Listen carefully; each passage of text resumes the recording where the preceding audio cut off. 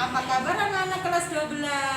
Hari lagi bersama Ibu Siska di mata pelajaran geografi. Geografi gampang kan? Oke, kemarin kita sudah belajar tentang wilayah. Anak-anak masih ingat nggak tentang wilayah fungsional?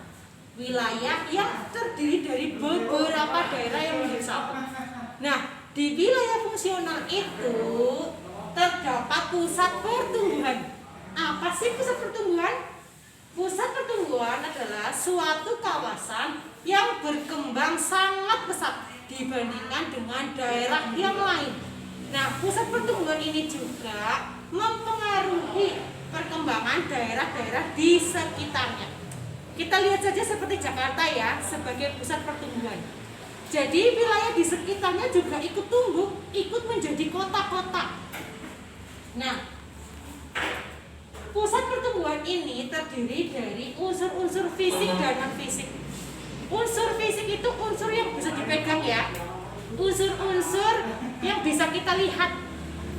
Misalnya adalah topografinya, kemudian tumbuhan-tumbuhan yang ada di situ, kemudian ada infrastrukturnya, dan ada juga non-fisik. Non-fisik itu seperti sumber daya manusia atau kita sebagai manusia, sebagai pelaku yang berada di pusat pertumbuhan itu. Nah, pusat pertumbuhan dipengaruhi oleh 3 faktor. Yang pertama adalah faktor lokasi, di mana biasanya lokasi kawasan yang strategis, yang gampang dilalui ya. Kalau kita bicara, misalnya di daerah Maus dan di daerah Sampang, Sampang bisa menjadi pusat pertumbuhan karena dia lebih strategis daripada Maus. Kalau Maus kan kita hanya ke Adipala dan ke Cilacap.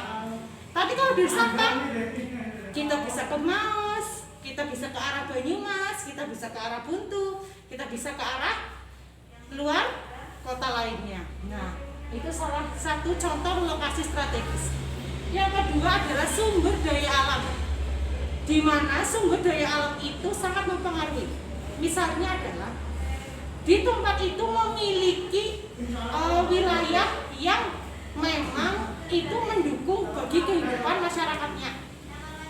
Misalnya makanan di sana tercukupi, kebutuhan-kebutuhan lainnya seperti air, kemudian seperti pakaian dan lain-lain, itu kan termasuk hasil dari sumber daya alam ya.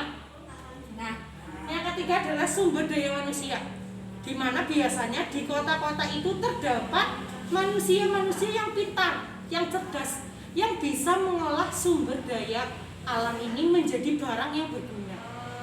Nah, anak-anak, ada beberapa teori yang menjelaskan tentang pusat pertumbuhan. Ibu minta nanti anak-anak mulai membaca buku, cari beberapa teori tersebut dan dijelaskan. Nah, Ibu tunggu tugasnya ya.